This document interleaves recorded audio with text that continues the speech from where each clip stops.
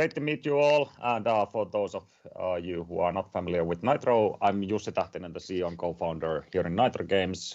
We are your powerhouse from Finland when it comes to action and shooter games. And that's something where we focus on. And the vision that we have is that we want to be the best company in this field across the different platforms out there. We want to be the company that you think of when you think of action and shooter games. And in Nitro, why we have focused on this category specifically is that action and shooter games have always been this type of genre from different generations of gaming platforms and different type of gamers that always surface and somehow seem to find their ways on top of the lists. So it is something where we see a lot of long-term potential ahead of us and also, of course, behind us. And here in Nitro, we're based in Finland. We have 2 studios here, and we are roughly 100 people in total, out of which half, so 50, we have here in Finland, and the rest are scattered here and there and everywhere in our partner studios, contractors, freelancers, and so on.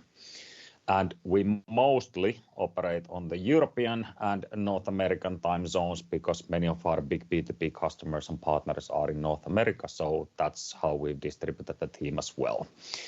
And Nitro as a company, we're one of the oldest game companies here in Finland. We've been around since 2007. And our background goes all the way from PC strategy games to a little bit of console games and mobile games, especially in the previous 10 years we've been doing a lot.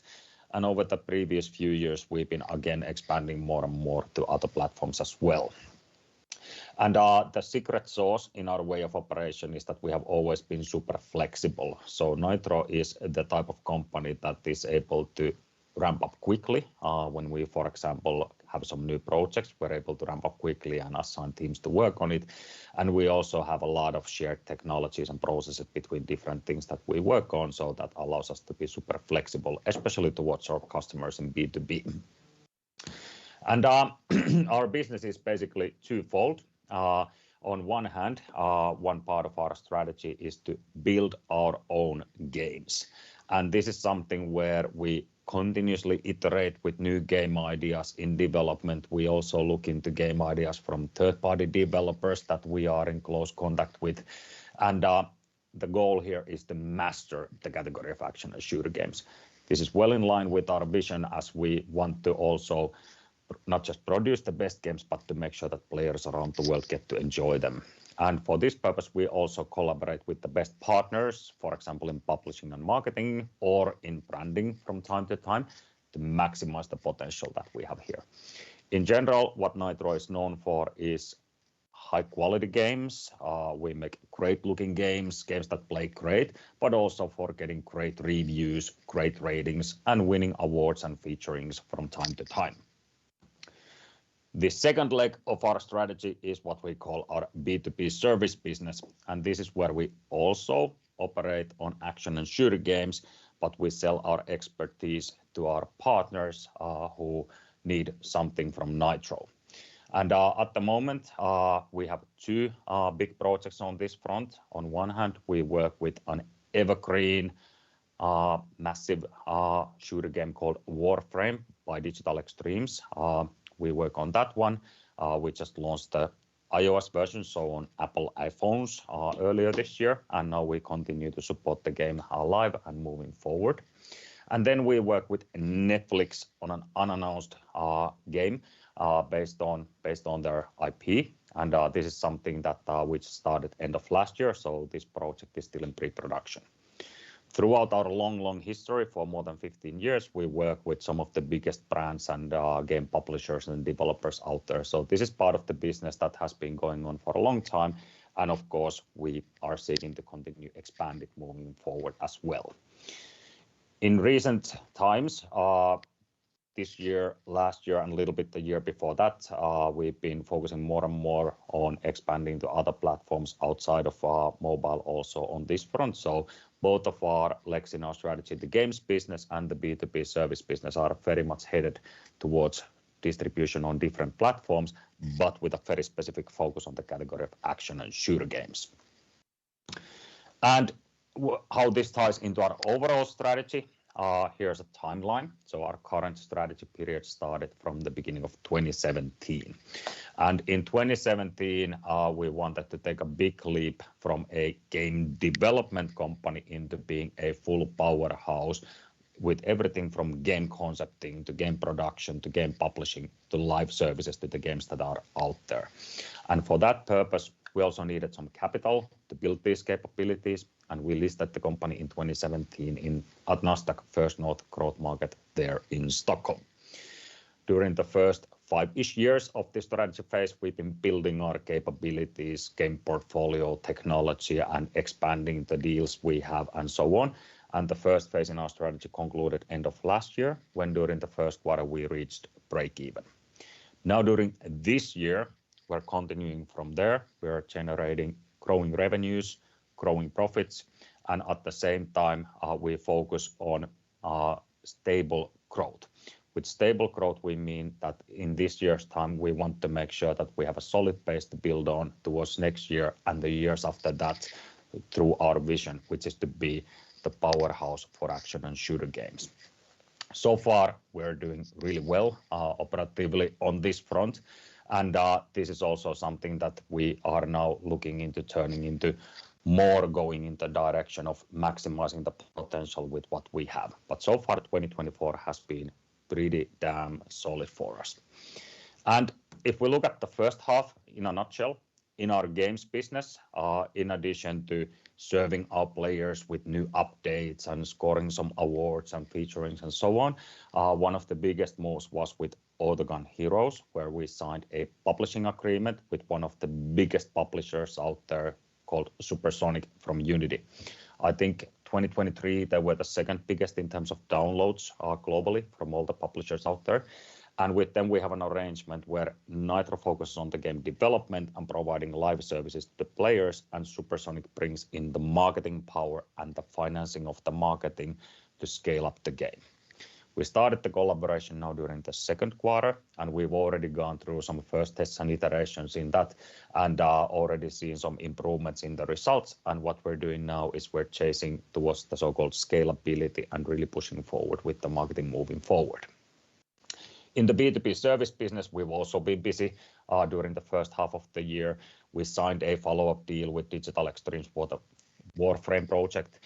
We launched the game on iOS together with them. We moved forward with the Netflix project from concepting phase to pre-production phase. We've also worked a little bit with our older IPs and making smaller deliveries on those to our different customers. And financially, what this means is that we saw record revenues during the first half of the year, and also a positive result with a little bit more than 1 million euros in EBITDA from the first 6 months. What this means now, as we move to the second half of the year and beyond, of course, is that we continue further commercializing our games portfolio.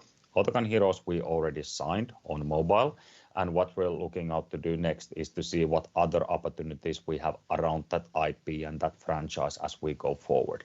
We're also seeking to figure out the long-term plan for Nerf Super Blast, and of course, behind the scenes, working on getting some new games in our portfolio for years to come. In B2B service business, we definitely want to continue working with our 2 fantastic partnerships that we have with Digital Extremes and with Netflix.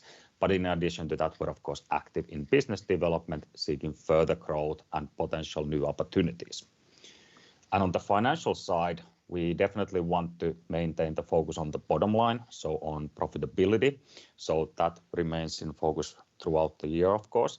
And at the same time, we want to continue our step-by-step reduction of debt in our balance sheet, but also we are more and more looking into making investments in new product, both inside Nitro and potentially third-party projects as well. So overall, the second half of the year will continue pretty much in a logical extension to the first half of the year, which was already pretty great. And then financially, where does this growth come from? In here you can see our numbers for the first half of the year. So we made roughly 5.6 million euros in revenues, which is an increase of 66% compared to last year. This increase comes mostly from having larger projects in our B2B service business, And why they are larger is because of our expansion to multi-platform. So that is a direction where we are continuing moving forward as well. Also, part of the revenue growth comes from our games business, where we started to commercialize and capitalize on Autogun Heroes, the game that we started to launch last year. So now we have 2 active games in our portfolio generating revenues. Those things, that top line revenue growth combined with very strict cost control that we've been doing, thanks to the scalable team model that I introduced in the beginning, has allowed us to increase our profitability step by step. And this is a direction where, of course, we're wanting to head moving forward as well. And that gives a brief introduction to Nitro. Thank you for tuning in. And I understood that, Lars, you might maybe have some questions for us, or maybe the audience has something. Both, I think. Let's hit that. And could you release your presentation? Yes. We get you on the big screen with a big beard. And the hoodie. I have one as well, smaller, much smaller. So you did quite a solid Q2, and I'll run some questions that might be, stupidly basic. But if we start with your deal with Netflix, I mean, we congratulated you before. It's a major player, and the view mostly to the audience is Netflix top row back on our TV. That's games now, maybe on your TVs as well. They go another way, it seems, than Max, Amazon Prime, Apple Plus. Max and Prime, I know, go with live sports, and make a kill there. Viaplay got killed in Sweden some months ago. But back to that, is that your question A, is it your impression as well that Netflix is making a big move into games, or is this just something they add? My thinking is they wouldn't put it top row for all the subscribers unless they're doing a major thing out of it. And number 2, is Warframe live right now on Netflix? Can we go home and find it and play it? Okay, good question, or questions. If we first talk about Netflix and games, I think it's clear to everyone that at the moment when we look at the whole global entertainment thing, things are very much in online platforms. Like everyone knows that we go less to movie theaters than what we used to do. We buy less physical products, whether they're related to movies, TV, or games. But we also spend less and less time watching TV. And I think that when it comes to gaming and Netflix, and they have been very open about these things in public as well, it's definitely a bigger push. They have been investing in acquiring different studios, and like you mentioned, there's already games visible on their channel in the or in their service in the top row. And I think it's a very good long-term move. And why I think that it's a good move to combine streaming entertainment like movies and TV and games is because it's all about the same DNA of entertainment. What I mean with that is that very often you see the same IPs, same franchises, same characters and so on in movies, in TV series, in games. So it's all tying together because of the same target consumer. So it makes all the sense in the world to tie that consumer into your platform, whether it is movies or games or TV or what have you they want to consume. So I definitely see that as a big push and especially a longer term push in the future. And then you asked about Warframe. That is currently available in the Apple App Store. They have publicly announced that they are planning to roll out a version on Android also moving forward. And of course, it's available on PC and Xbox and PlayStation and also on Nintendo Switch. Okay, so when can we play a Nitro game on our Netflix account? We will talk about those things when they happen. So we haven't technically announced any dates yet or anything like that. Okay. Fair enough and clear enough. And I know I've grilled Jussi before on Netflix. He says nothing. Yeah. His hands are tied, at least virtually. Yeah. And legally, even worse. So let's move on to the launch of Autogun Heroes. We discussed that, and our understanding is it's a freemium game. It's free to download, and it needs lots of users, and then the users can tweak their game by buying things. So is that correct? Yes. So how that thing works is really simple. So if you're in the Autogun Heroes, you can just go into the App Store and download it for free, and boom, you're playing it. And if you haven't heard about the game, then you're going to get exposed to the marketing done by Supersonic from Unity, which gives you a direct link to download the game. So that doesn't cost anything. So then the players get into the games, they start enjoying the game, and basically how we then make money if we give the game for free is twofold. One, in this freemium model, we display ads within the game. These are something that we are not pushing ads in your face, like in TV, for example, that we interrupt the fun and force you to watch ads. But these are things that during the gameplay, we have created different paces where you're taking a breath before you go into the next room full of action and shooting activities against these monsters in the game. And during those breaks, if you want to watch an ad, you can do it. If you don't, you can skip it. And if you watch an ad, we give you little boosts into the gameplay. So you can maybe play a little bit better match if you watch an ad. So we get money by displaying those ads in-game. That's one part of the monetization. The second part is what we call in-app purchases, microtransactions ranging from few dollars to even close to $100 a piece. These are things that the customers buy from the in-game shop, and through the credit cards they already have registered on Apple App Store or Google Play App Store. And these microtransactions then again give the players different type of boosts in the game. So you can either throw in time to progress in the game and become better and better and make sure that you have all the greatest armor, all the greatest gadgets and characters and heroes and all that. Or you can invest a little bit money to hopefully make it a little bit easier for you. So that's the way it works. And as a nature, these freemium games are such where we are not that much seeking to make money on day one. So when you start playing the game, we're not really pushing to take money from you today, but we're trying to make this game a habit for you that you play for days and weeks and months to come.